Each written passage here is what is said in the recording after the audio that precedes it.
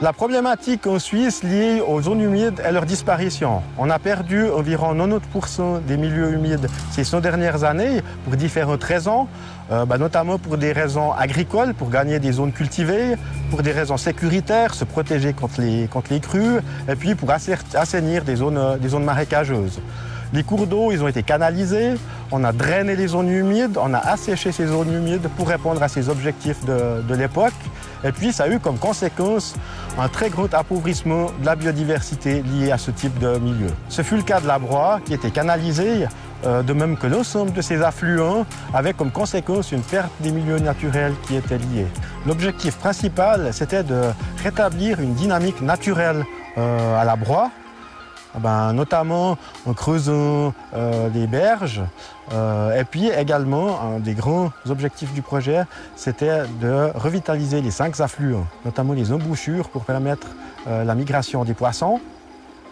Et également de créer toute une diversité de milieux naturels qui soient favorables à une faune et une flore typiques de ce genre de cours d'eau. Les prestations de CSD concernent toute l'ingénierie, avec en premier lieu une analyse de variantes, le développement d'une variante qui était retenue, en accord avec tous les acteurs du projet, la mise en soumission des travaux, la direction des travaux en 2 phases, une phase de gros œuvres, de terrassement, et puis après une phase de végétalisation, et puis finalement le suivi scientifique du projet. Dans le cadre du projet de revitalisation de la Broye, plusieurs mesures ont été mises en place.